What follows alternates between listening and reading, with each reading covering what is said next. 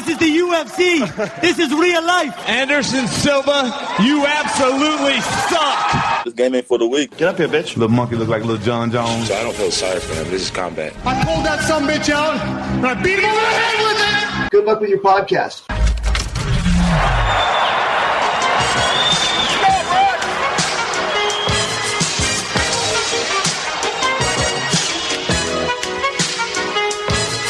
This is it, what? New genie pouring from the sky, let's get rich, what?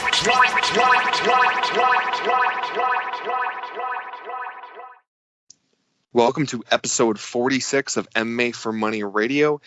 This is MMA State of Mind. Your favorite garbage man, Bob Voss, alongside the beautician of the brisket, Michael Copenhaver, who is currently running the MMA for Money Twitter handle. How you doing, Mike? I'm doing good, buddy. How are you? Doing good. We're actually experiencing kind of an awkward heat wave here in the Midwest. I'm not used to 90 degrees in September. It's kind of messed with me a little bit, but I'm gritting and bearing. We're going to jump right into looking back at UFC 242 to get this going. For the first, we're going to talk about the title unification fight between Khabib Nurmagomedov and Dustin Poirier. Just first off, I'll throw it to you first. What are your thoughts on the fight as a whole, and then also where do you see these guys go? Meaning, like, who would you like to see them fight next, personally, not any type of MMA, political, whatever, just who you would like to see them fight next? Well, I mean, the fight didn't go exactly how I wanted it personally as a fan. I wanted Poirier just because of my heart, but I knew in the end that Khabib was most likely going to do his thing and ragdoll him.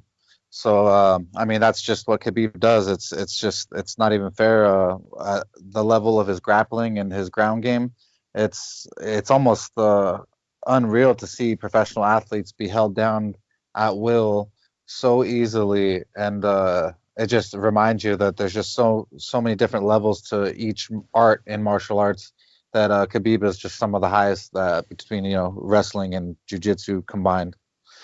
And about who I'd like to see them in the future, well, Khabib, I want to see him versus Tony Ferguson for sure. I mean, I know you and I both sat multiple times waiting for that to come to fruition, and we got cut short because of multiple stupid little incidents here and there. And I really need to see that fight before I die. We all deserve it, and the pace that they both set is going to just bring us a wonderful matchup where we watch them both collide. Dustin Poirier, off the top of my head, I'm so disappointed as a fan, as a fan, and personally, that he didn't get more shots off punching wise. But I don't know if it was that. I mean, the humidity and heat index in there was so high. I know they said it was like 120 something degrees. It felt like in there.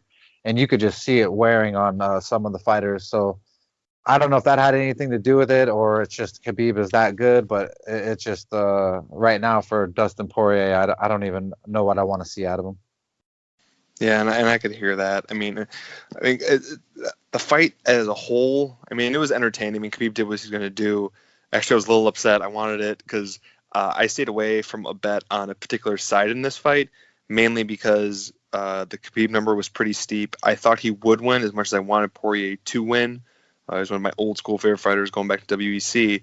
But McMahon, Poirier's tough. He's going to last it till the over. And I missed the over by 30 seconds. And dude, I cannot stand when that happens. It was rough. Oh, and well, I was happy that it was set at 3.5. So I was like, okay, we got this. We're good. It didn't quite go that way.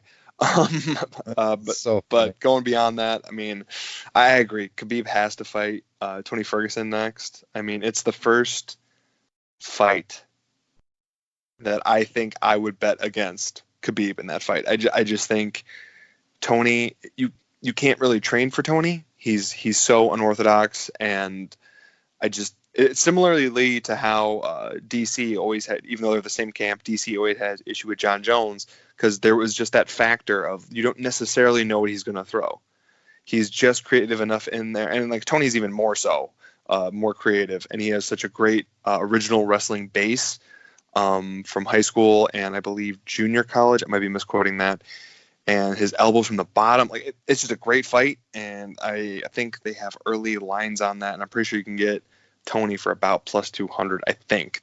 Don't quote me on that one because that may have changed, and obviously that's not set in stone. In terms for Poirier, yeah, man, I really want him to throw more. I don't know. It's like he knew he was going to get taken down because at some point you're just going to get taken down. And he obviously trained to not get taken down, even though he knew it was going to happen. But then when it happened, it's almost like he just got deflated, which is hard to see because I always thought Poirier has like moved past that, which because he somewhat did that earlier in his career. But ever since this last run in the UFC, I just thought he got past it, and he finally threw a little bit more in the second round, I believe, but just got himself in trouble. But you know what? For a different kind of payback, and we'll get to that fight next, but I want to see him fight Felder next for my own personal sick, twisted reasons, which we can get into. In the co-main event of this fight, just sidebar, the talks about GSP versus Khabib have started up again. I know we've talked about that in the past. Do you care to see that at all? I mean, provided that he's already fought Tony, because I think we both agree that has to be the next fight. But let's say he fights and happens to beat Tony. Would you be down for a Khabib GSP fight? Let's say to keep the divisions out of it. Let's say 165.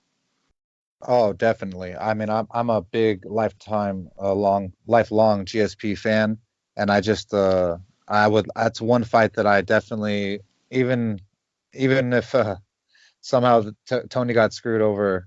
If it was that fight, it's probably the only fight that I wouldn't be too upset about, where I could still get behind and just have a blast with it, because I mean GSP's wrestling and his cardio and the way he brings in specialists for each individual art in each camp, like wrestling or boxing or with Freddie Roach.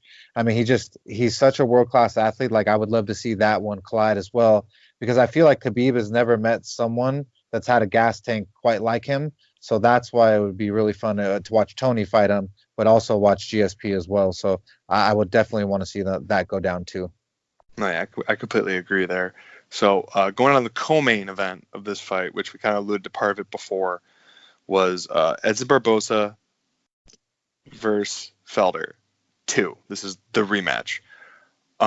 Before I pass to you, I just want to mention a few things, because I know both of us are pretty upset about this fight. Not really the fight, more just the decision. The fight went about, I think, as we thought it would. But so this fight went to split decision, and Felder won on 2 of the 3 judges' scorecards that were there at the event. Now, 13 of the 16 media members that judge fights for MMADecisions.com, if you haven't gone to it, go to it. It's an amazing resource. Went with Edson Barboza. So only 3 of the 16 went for Felder. Now, of all of them, none of the 16 guys that do that had a single 30-27. But 2 of the 3 judges had 30-27s on either end, one for Barboza and one for Felder. I'm confused by that, because I don't understand how you could see Felder winning the first and how you could see Barboza winning the third. But I thought it was clear win for Barboza. I thought he did more damage and landed more in 2 of the 3 rounds. And honestly, I was utterly shocked when the decision was read. First at split decision, and then when Felder ended up getting it. And I was pretty heavy on this fight, and everything that I thought would happen happened, but it lost. So I mean, I'm just gonna start. I'm gonna start probably trailing off if I talk about it anymore. So it's like, where were you at with this fight? Yeah, man. I mean, I was just so absolutely disgusted with what I saw in the decision. I mean, it was clear as day that Barboza was counter-striking better. His defense was better. His kicks were better. I mean, I guess they weren't counting kicks that day or takedowns. I guess they just meant nothing. But it was absolutely disgusting to sit there and watch a fight that you put out, a fighter that you picked and you gave out as a pick, be faster, be more athletic, do everything and do more damage to the other guy's face. I mean, I was just in utter shock, dude. I have no clue how they came up with 30-27. The one judge that scored it like that should be absolutely fired and never ever work again. I mean, like you said, 13 of 16 guys scored it for Barbosa. If you look at while they read the decision, dude, Paul Felder's eyes were down at the floor knowing he lost that fight. Barbosa's hand was up in the air, like he was already ready to win it with knowing he won it. And then when they read it, Paul Felder starts crying like a girl because he knows that he didn't deserve it, and it was just a gift from the heavens. I mean, it was disgusting to see an athlete like Barbosa, who performed so well, be cheated of his win money for his family. You know, there's a lot of money that was taken off his plate that he deserved. You call that a draw before you call that a victory for Felder in my eyes, always. You know. Oh no, yeah. I mean, I could definitely see a draw way before I could see a Felder card. Like it just. Also, it blew me away so much. I'm like, if one of them was close enough, you could start with Felder. I'm probably gonna see that more as a draw than anything. Now the last fight we're gonna cover from UFC 242 is Khabib Nurmagomedov's the Robin to his Batman, the guy that he thinks is going to be the next big thing in the division, who a lot of people from AKA and in that scene think is going to be the next big thing in the division, Islam Makhachev. Overall thoughts on his performance, and then also, since they're so high in them and some other people are, do you think he has a possibility to be the future champ of this division, of the lightweight division? Yes, no, yes or no, and why? I mean, he's good and he's definitely world class, but I mean, his striking to me needs to be a little bit better. And I guess you could say that about Khabib's too, but I mean, I just haven't seen him prove himself versus such top world class athletes as Khabib has, and has Chin prove otherwise. So for Islam, I need to see someone with some elite striking and some good wrestling before I buy into his full hype, because I haven't seen it, and I know that they kind of, you know, they wanted him to have a decent matchup over there with the fan base being so big. But I'd like to see him versus someone in the top 10 easy. No, I'm with you on that. I understand the hype because he seems to have comparable level of wrestling to Khabib. I don't think it necessarily is quite there, but in the same vein anyway. But I don't know. For him, I think he's just shallow enough in the other disciplines. Like, okay, Khabib, his wrestling is to the nth degree. He has control that can help stifle BJJ black belts, and he has quite a chin. He's willing to take a shot, and also he misleads the shot, like taking a shot to throwing a strike, like taking a wrestling shot versus throwing a strike that catches people off.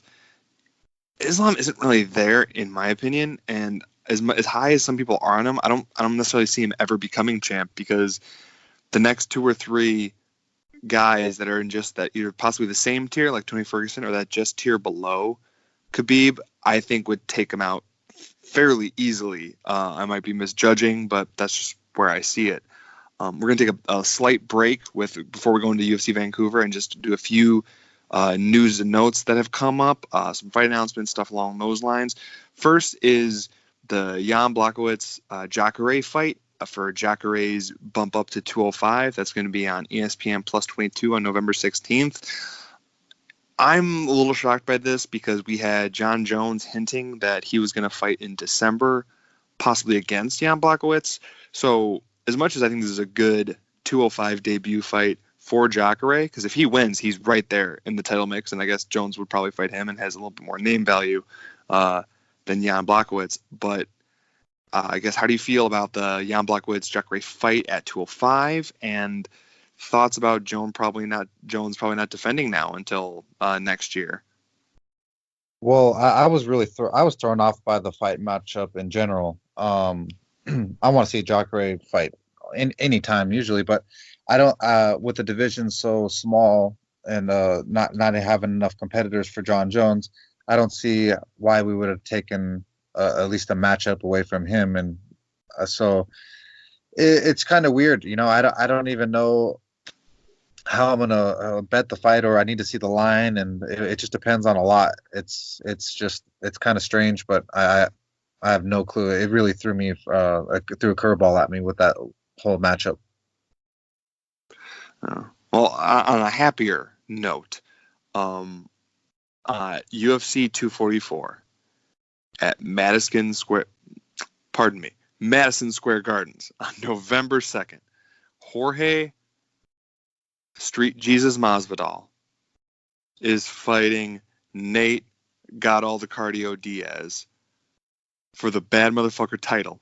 Hell yeah. And from what I've heard and what from you've told me, there's going to be a belt.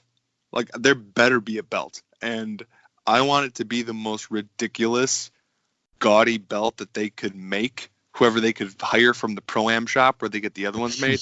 And I want, like, just jewels and maybe, like, I know Dana is super into, like, that weird gun and grenade art. Have a bunch of that stuck on there. And just completely go off the wall for it. In terms of the fight, yeah. It's an amazing fight. I'm so happy they made it. I'm so happy it's the main event. They need to get away from the main event has to be a title fight, because it's what made such weak title fights, because they're rushing guys to title fights that don't necessarily deserve it. And then you don't have stars because they're fighting for titles before they're ready. And it's making the fights not as big. And I know the pay-per-view model is different now, but I mean, this is the fight. I am so pumped for this fight. The entire card so far is great. If you start going down who's all on the main card as it's laid out right now. But what are your thoughts on the matchup, on the title, and man, let your mind go and just, like, how do you want this belt to look? Like, well, I mean, my birthday is November 7th, so this fight announcement couldn't have been a better early birthday gift for me. So I am so stoked about it. Hearing Dana White actually himself in the post press conference for after the Khabib Poirier fight, he said himself that that it's going to go down.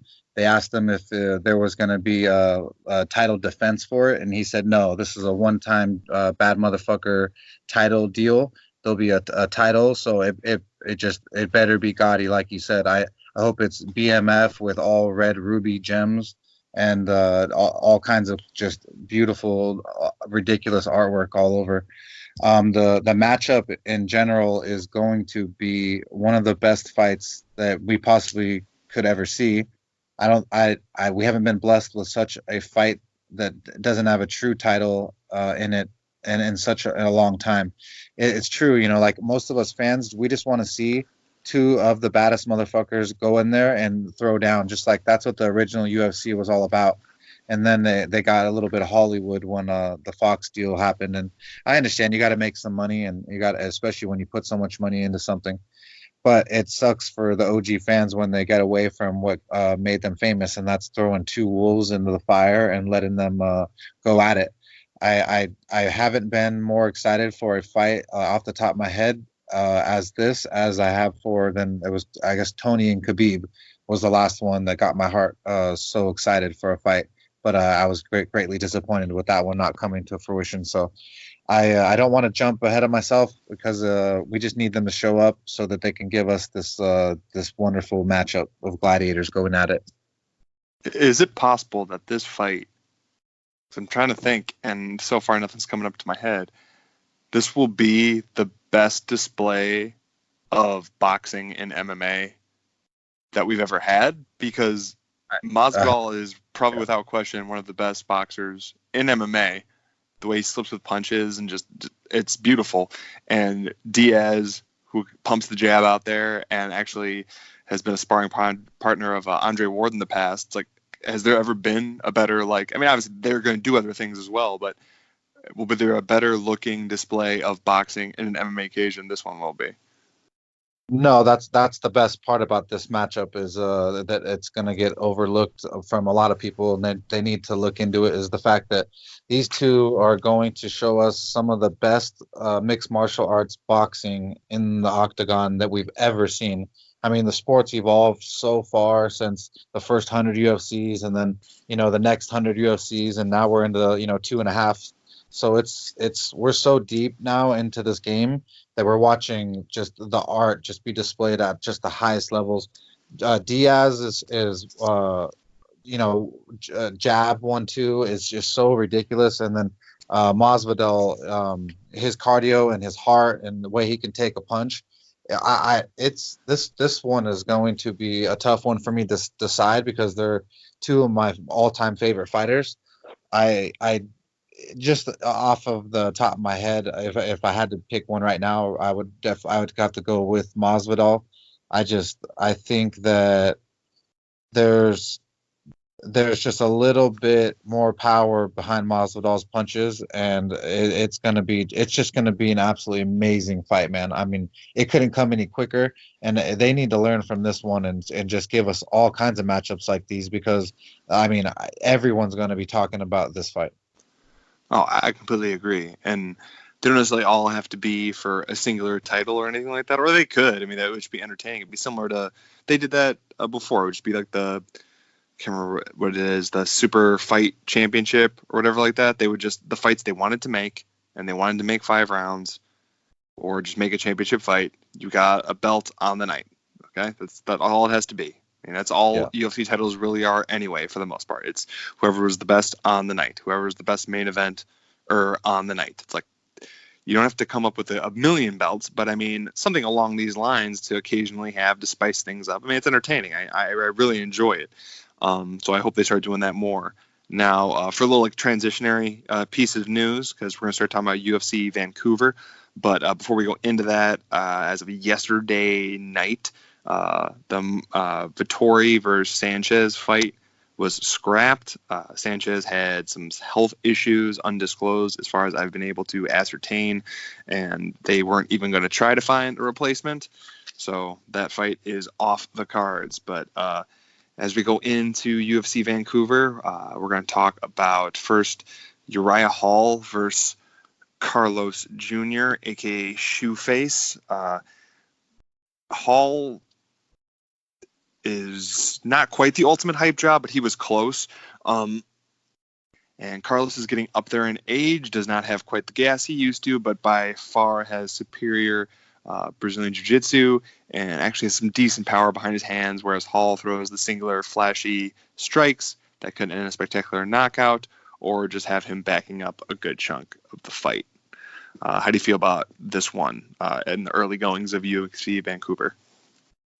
Well, I think this one's going to be a pretty good matchup too. It's going to be a grappler, it's a grappler versus striker pretty much. And Antonio Carlos Jr., his jiu-jitsu is disgusting, man. And so if Uriah Hall lets him Shoeface take his back one time, it's done, dude. Like he's going to sink it in, and it's going to be a wrap. I think that Uriah Hall does enough flashy, spinny, stupid, kicky stuff that it gives him a lot of openings for Antonio Carlos Jr. to shoot in for a single or a double leg and catch him off balance and get him on his back pretty easily and transition into a side control or a full mount and then or to his back or whatever Uriah Hall gives him. Antonio Carlos Jr. is actually very, very big for the weight class. He cuts a good amount of weight. He's definitely one of the guys that floats in between the two and could possibly go to the next weight class and still be okay. Uriah Hall, I wouldn't say the same. So if Shoeface cannot get caught by something stupid, he should be able to smother Uriah Hall and take care of him. That's how I feel it should go down. But it's the UFC and anything can happen. Yeah, well, I'm starting to lean that way as well. Not that anything can happen, because obviously anything can happen, but towards Carlos Jr.'s side, because it was only, I know Hall has always had some pretty bad issues with anxiety, and it wasn't his last fight, I believe it was 2 fights ago, where they had to stop the fight because he had like a mini stroke while cutting weight. So that's a going concern with him going into this fight, if the weight cut's going to be too much or if just mentally he's not going to be there. So that also goes on the side of Shoeface. Going to the next fight we're going to talk about is Jim Crute versus Misha Cirkunov. Jim Crute is a Dana White's Tuesday Night Contender Series alum. He's been looking great recently. He's going against Cirkunov. The line currently is -105 for Crute, minus 115 for Cerrone, who is a Canadian native. Cerrone has been on the bad side of some pretty severe knockouts in his last 5 or 6. There's a few wins sprinkled in there, but his chin is just gone. He has the superior ground game. He's a black belt in judo, and if it gets there, he's got a chance, but he's never been one to be able to mix up his attack. He's never been to be able to blend the striking to the takedowns, to the submissions. It's always been one-offs. And although he does have some power, it's incredibly labored, slow, and as he moves, he looks like a robot. Like, it's just a single, like it's almost been like doing a dance move when he's about to throw a punch. Jim Crute, his takedown defense needs to get shortened up a little bit, but I think this is an absolute setup fight from Dana. I think Dana loves this guy. He's just playing him up and giving him the fights that he knows he could win. The biggest name for the easiest fight. And I'm not saying this is an easy fight, but given the name value and where it's at, I really like Jim Crute here. Yeah, he's currently minus 105, and I'm currently playing that to win 1 unit. Mike, how do you feel about Jimmy Crute versus... I don't even know if Misha Sergenov has a nickname, so Cirque. I don't know, Cirque. I got nothing. Well, I like Jim Crute a lot in this. I feel like they're setting him up in Canada to perform in front of everyone and give him a highlight possible knockout is what I'm hoping for. But the kid, he's tough, man, super tough, and he's got some amazing striking and some good ground and pound, especially when he's in someone's guard, which is what I really like to see when someone's got someone down. I know he's been training a little bit with the champion Whitaker, and that's definitely sharpening up his striking skills for Jimmy. I like that a lot. I like that the public is steaming Misha Sergenov on his money line. So the line movement is towards Misha, which makes me feel even more like Crute a lot. So I'll be having the same play as you, the 105 to make 1 unit on Jimmy Crute. I think that he's just got a way better chin, got the complete game to take this fight for sure. Now, the next one we're going to talk about is, it's more of a novelty, the reason we're going to talk about it, because I don't think either of us are planning on betting it either way, because at some point, unless you know them super, super well, in general, a good strategy is don't touch heavyweight fights.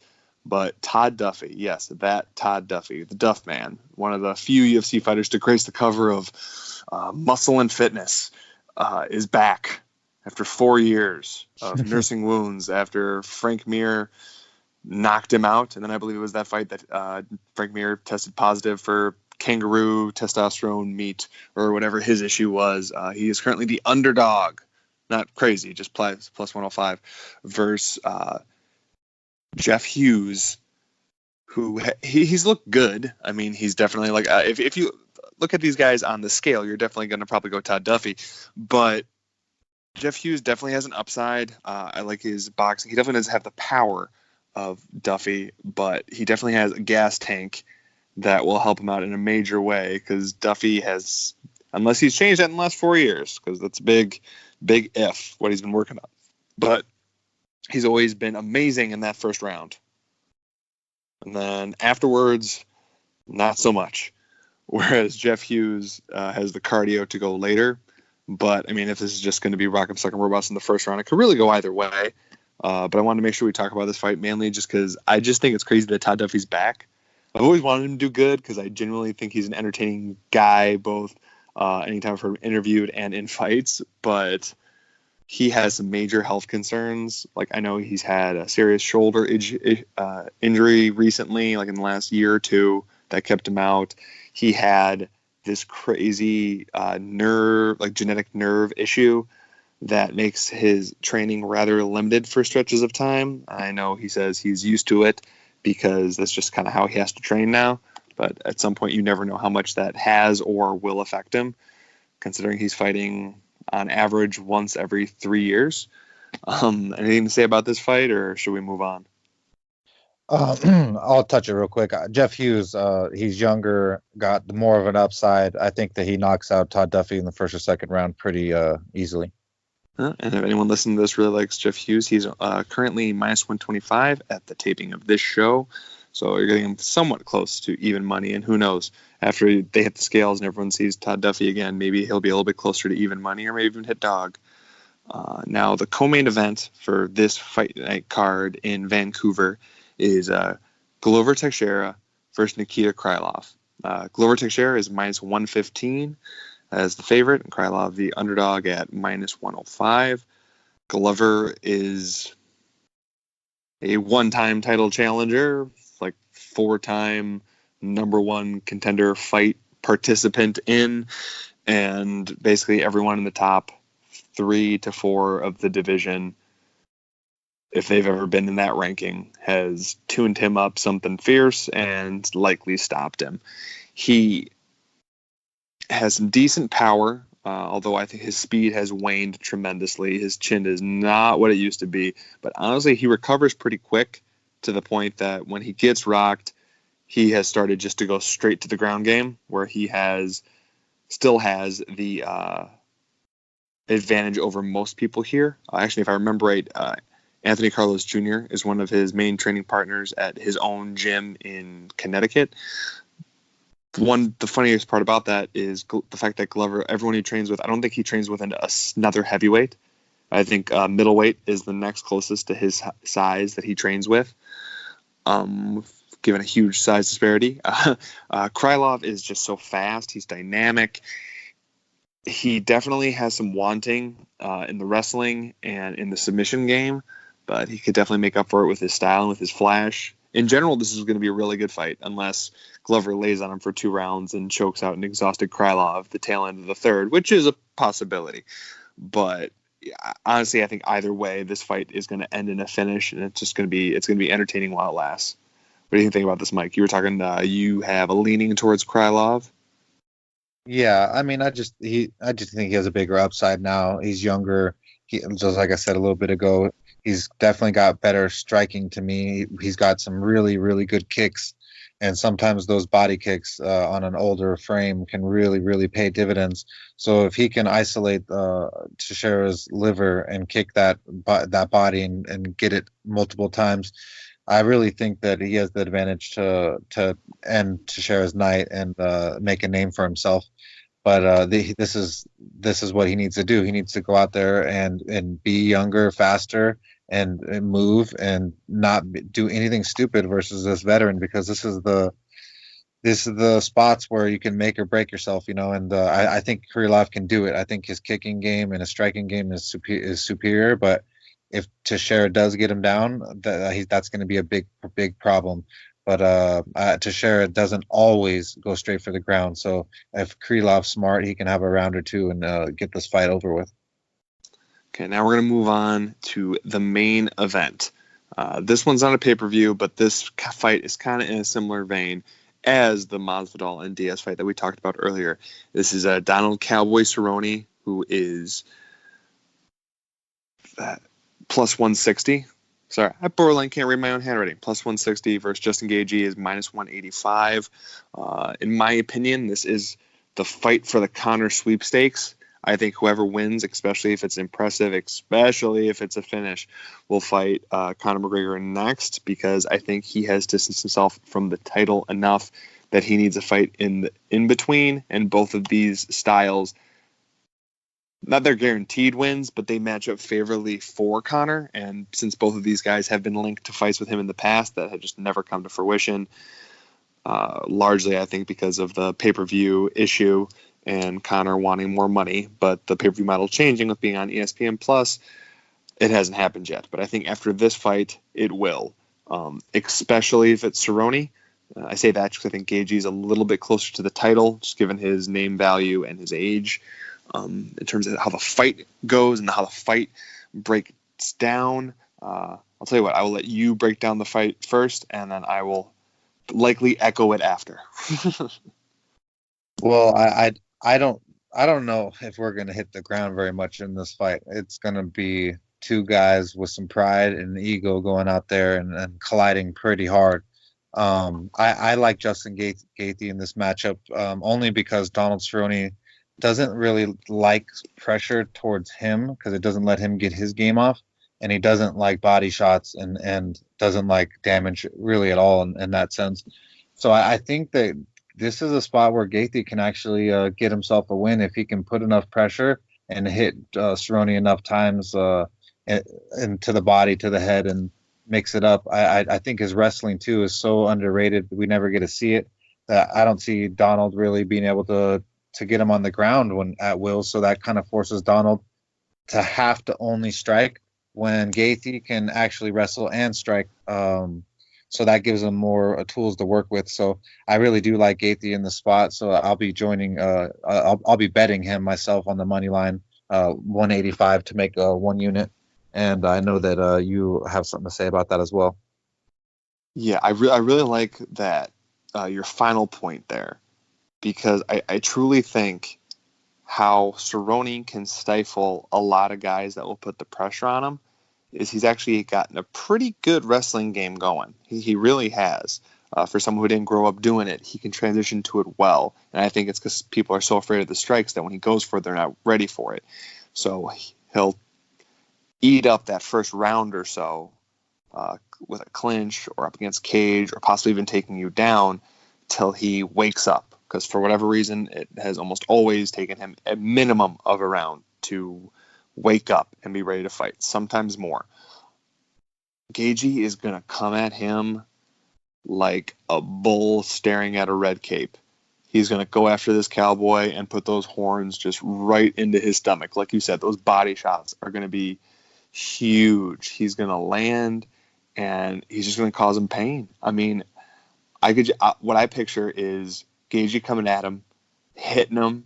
They get into a clinch similar to what happened with Cerrone and Eddie Alvarez.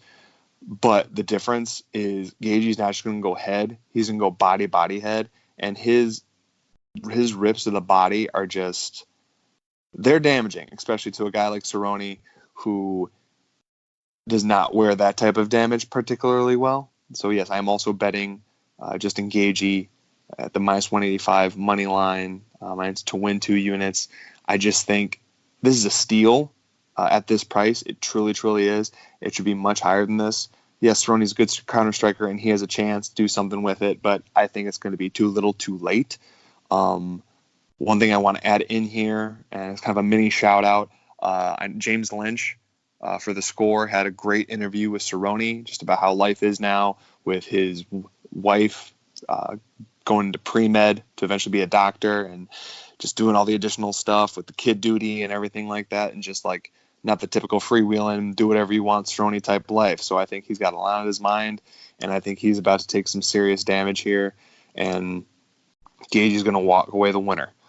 So that's our little bit for UFC Vancouver. Now, a mini looking forward before we get to our outro. Me and Mike talked this a little bit beforehand, and although we will talk about it at some point, I will give a hint that everyone should look at the odds that are currently out for the Rodriguez versus Stevens fight. Those odds are way, way, way too close. You can take that how you want to mean it, or you can talk to us on social if you want. We can maybe break it down further. Now, I want to remind everyone to please rate, review, and subscribe to this podcast. Helps us spread a little bit, helps us people listen to us, and helps us wanting to keep doing it. Because if you don't feel like people actually want to listen to you, you don't want to do anything. So I'm going to give a little peace out and say goodbye to everyone. Thank you for listening to us, and we'll hopefully be back next week. And Mike, do you have anyone or anything to bring up or say goodbye to? We just want to thank all you guys out there for listening to us, and hopefully we can cash these bets for you. If you can, and anyone you on Facebook or Instagram, go add my buddy's new business. It's for baseball, football, and NBA cards. It's called Packs and Breaks, PACKZ and BREAKZ. It's really cool, man. They just sold like $1,000 card the other night that some kid pulled who didn't even like NFL. Nice. Oh, and before I forget, God, I'm starting to forget everything. If anyone's listening to the sound of my voice and listening to the podcast, you should also go to MMAforMoney.com and also check out the Twitter handles, because it's not just our picks that are getting put out. We have MMA Gangsters picks, Tippy's picks go out there, and occasionally there's we got great NASCAR ones on there. Just a bunch of different picks and bets for anyone who wants some action. If you want to throw a little bit on the fights, but you don't necessarily do enough research to be able to do it, an educated guess, let's say, you could follow one of us if you want, and it just makes the fight card a little bit more spicy. So enjoy the fight card, UFC Vancouver, and we'll be back to talk about that next week. Peace.